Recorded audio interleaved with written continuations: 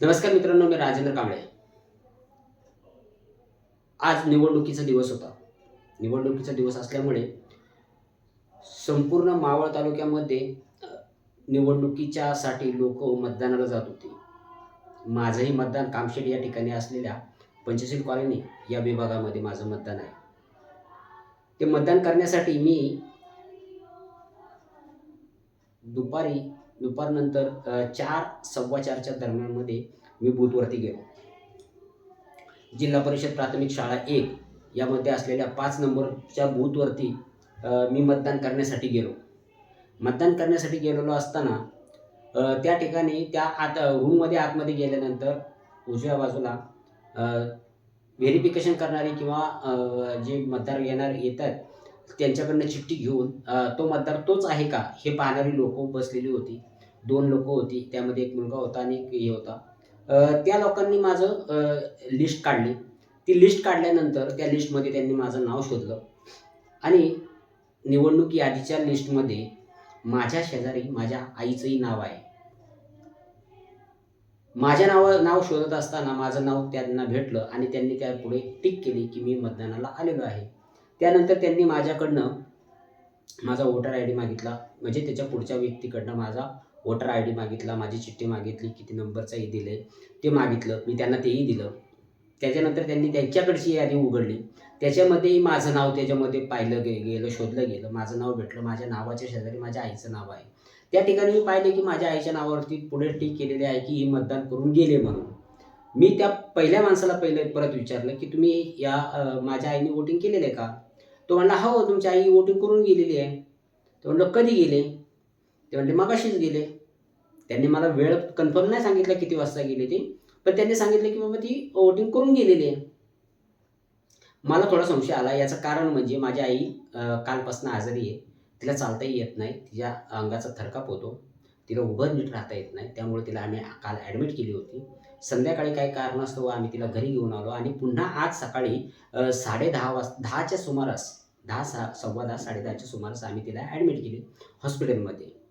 हॉस्पिटलमध्ये ॲडमिट केल्यानंतर माझी मिसेस तिच्यासोबत तिथं हॉस्पिटलमध्ये बसलेली होती. मला ते नाव टिक मार्क केलेलं दिसल्यानंतर मी म्हटलं, "इतकी आजारी असताना माझी आई वोटिंग करण्यासाठी का आली? तिला जर चालता येत नाही तर ती आली कशी काय?" म्हणून मी घरी फोन माझ्या मिसेसला लावला आणि माझ्या मिसेसला विचारलं, की "तू आई या ठिकाणी मतदान करायला आली होती का?" माझी मिसेस म्हणाली, की "माझी आई ॲडमिट आहे आणि तिला चालता येत नाही. ती मतदान करायला कसं जाईल?" त्यानंतर मी आईला फोन घ्यायला सांगितला. आईने फोन घेतला आणि आईला विचारलं, "आई, तू चुकून सकाळी-सकाळी कदाचित सकाळी-सकाळी माणूस आजारी असला तरी मतदानाच्या दृष्टीने येऊ शकतं. म्हणून मी तिला विचारलं, की तू मतदान करायला गेली होती का?" आई म्हणाली, "मी मतदान करायला गेलेलेच नाहीये." मी तिथं असलेल्या अधिकाऱ्याला सांगितलं, की "साहेब, माझी आई ॲडमिट आहे. माझी आई मतदान करायला येऊ शकत नाही. तिचं व्यवस्थित चालता येत नाही तिला.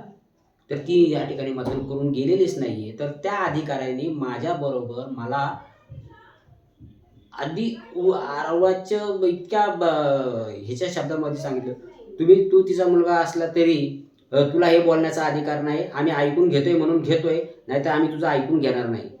आता एक तर माझी आई आहे. माझ्या आईने मतदान केलेलं नाहीये. मला तिथं समोर दिसतंय. त्या यादीमध्ये दिसतंय, की माझ्या आईने मतदान केलेलं नाहीये. तर जर समजा माझी आई मी जर त्याकडे लक्ष दिलं नसतं आणि घरी निघून गेलो असतो आणि नंतर माझ्या आईला विचारलं असतं, की "तू मतदान केलं का?" काय? तर याचा फायदा काय झाला असता? एकतर एकतर त्या ठिकाणी माझी आई हॉस्पिटलमध्ये असल्यामुळे तिथे येऊ शकणारच नव्हती. मग त्या अधिकाऱ्याला सांगणार कोण, की मा मा मा बोगस वोटिंग झालेलं आहे किंवा दुसरीच व्यक्ती त्या नावावरती मतदान करून गेलेली आहे हे सांगणार कोण? म्हणून मी त्या अधिकाऱ्याला सांगितलं, की म्हटलं, "माझी आई ॲडमिट आहे." अधिकारी मला त्याच्यानंतर परत बोलला, की "तुमच्या आईला इथं घेऊन या. ती आजारी असली तरी तिला इथं बूथवरती घेऊन या.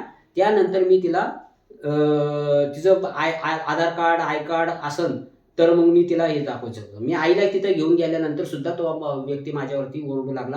"अरे," म्हटलं, "ही माझी आई आहे. ही माझी आई आहे. ह्या माझ्या आईने मतदान केलेलं नाहीये." काय? ह्या माझ्या आईने मतदान केलेलं नाहीये. मी आईला घेऊन आलेलो आहे. ते म्हणले, "आय कार्ड दाखवा आणि सगळं दाखवा." मुळात म्हणजे माझा मुद्दा जो आहे तो आत्ता सुरू होतोय. मुळामध्ये माझा मुद्दा असा आहे, की जर माझ्या आईने वोटिंग केलेलं नाहीये, माझी आई तिथं आजारी असताना सुद्धा, तिला हाताला सलाईन लावलेला असताना सुद्धा त्या बूथवरती तिथं मी तिला घेऊन गेलो. त्यांना मी सांगितलं. त्यानंतर त्यांनी ते आधार कार्ड आणि ते वोटिंग कार्ड आतमध्ये घेऊन गेले. आतमध्ये घेऊन गेल्यानंतर त्यांनी माझ्या आईला म्हटले, की "आता तुमचं सगळं क्लिअर झालेलं आहे. तुम्ही जाऊन वोटिंग करा."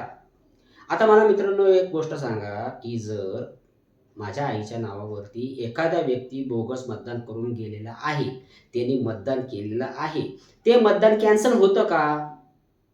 जर ते कॅन्सल होत नसेल, तर माझ्या आईला आत्ता तुम्ही पुन्हा मतदान कसं करायला लावता? आणि जर माझ्या आईने जर समजा मतदान केलं असतं, माझ्या आईने मतदान केलं नाही, आम्ही सगळ्यांना सांगितलं, की आम्ही मतदान करणार नाही. कारण एका व्यक्तीच्या नावावरती 2 वेळा मतदान करणं हा कायदेशीर गुन्हा आहे. असं माहीत असताना सुद्धा त्या अधिकाऱ्यांनी ते मतदान तिथं कसं काय करून घेण्याची तयारी दाखवली? या मुद्द्यावरती मी उद्या तहसीलदार साहेबांकडे जाऊन या मुद्द्याची चौकशी करणार आहे. तरी मावळ तालुक्यातील जेवढेही पत्रकार आहेत किंवा सामाजिक कार्य करणारी लोकं आहेत आणि या इतर सर्वांना माझं एक आव्हान आहे, की बाबांनो, तुम्ही तिथं या. कारण माझ्यासारखे अनेक लोकं आज कामशेतमध्ये ओरडत होती, की त्यांचं नावाने बोगस वोटिंग झालेलं आहे. आपलं गाव आहे. आपल्या या ठिकाणी झालेलं मतदान हे आपल्या हक्काचं मतदान आहे. आज जर माझ्यासारखा माणूस जो 40-45 वर्ष या ठिकाणी राहतोय, मतदान करतोय, त्या माणसाचं वोटिंग जर चोरी होऊ शकतं, तर बाहेरनं आलेले लोकं ही किती असतील, कसे असतील, कुणी आणले, कशासाठी आणले, या सर्व गोष्टींची चौकशी आपल्याला करणं गरजेचं आहे. म्हणून मी उद्या तहसीलदारांकडे जाणार आहे आणि मुख्य म्हणजे जर मला फक्त 2 प्रश्नांची उत्तरं पाहिजे, की जर माझ्या आईच्या नावावरती बोगस वोटिंग झालेलं असेल, मतदान झालेलं असेल, ते त्या क्षणी कॅन्सल होतं का?